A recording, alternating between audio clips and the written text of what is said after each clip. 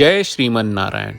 ए पर जे टिप्पणी हम करे जा रहल बा रामानुजदास श्रीमान गट्टू वेणुगोपाल स्वामी जी के द्वारा दिहल गयल बा। अध्याय 4 ज्ञान योग श्लोक 41। योग संन्यस्त कर्माणं ज्ञान संच्छिन्न संशयम् आत्मवन्तं न कर्माणि निबध्नन्ति धनंजय। ओम। गीताचार्य श्री कृष्ण परमात्मा अर्जुन के संगे हमनी सबके ज्ञान की शिक्षा दे रहल बानी। परमात्मा कह रहल बाड़न कि अर्जुन, अगर रउआ ई चाहत बानी कि वर्तमान और पिछला कर्म तोहार के कौनो बंधन ना देवे ता हम जौन कहत बानी ओकर पालन करी। का रउआ जानत बानी कि का करे के बा? आपन कर्म करत घरी ई महसूस करी कि परमात्मा रउआ के करावत बाड़े। आप लोग के सोचे के चाही कि हम ई काम परमात्मा के सेवा के रूप में कर रहल बानी और हमरा कर्म से जौन फल मिलेला ऊ परमात्मा का ही होला।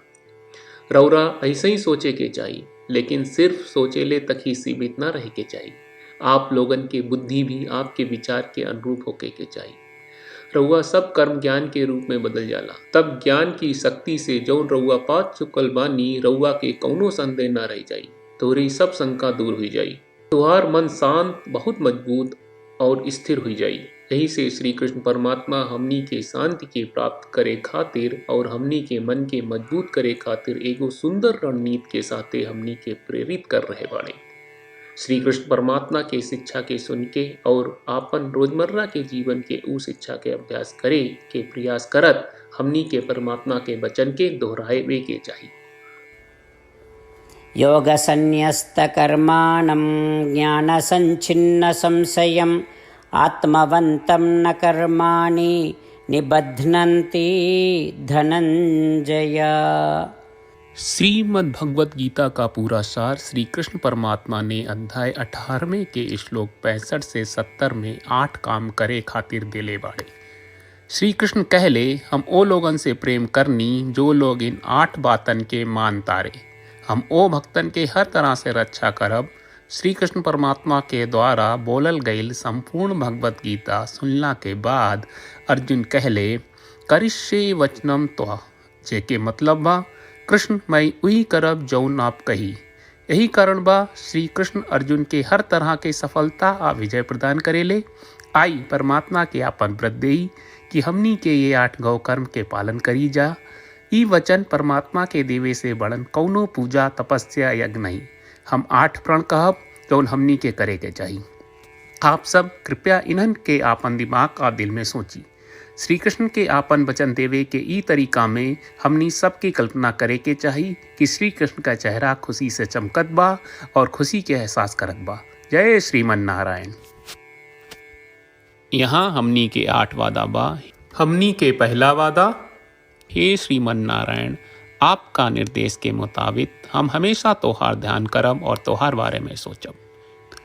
हमनी के दूसर वादा, हे श्रीमन नारायण, आपका सलाह का अनुसार हम हमेशा आपका भक्त रहब। हमनी के तीसर वादा, हे श्रीमन नारायण, हम आपन सब काम तोहरा सेवा के रूप में और तोहरा संतुष्टि खातिर करब।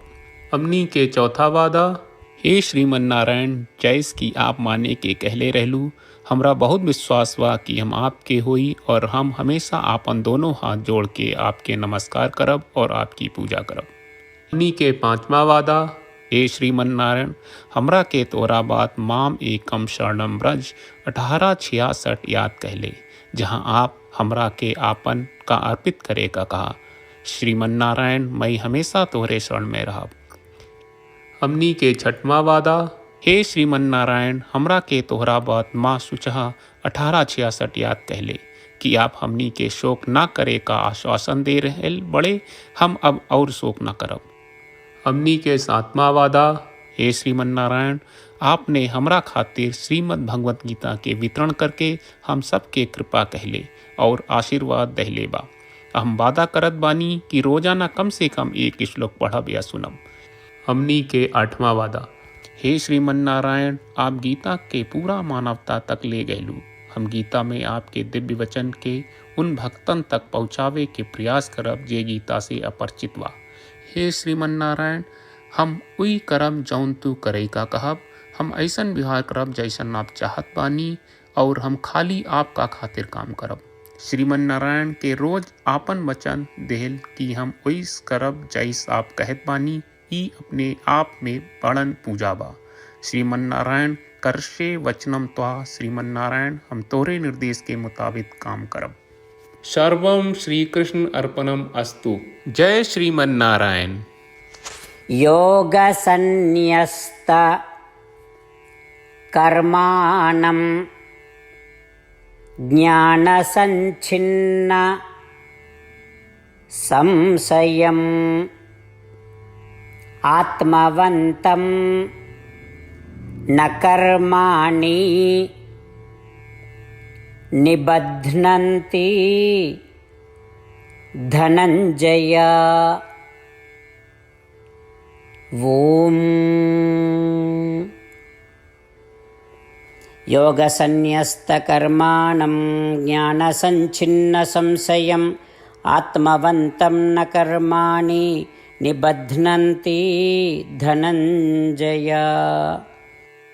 श्रीमन्नारायण, करिष्ये वचनं तव।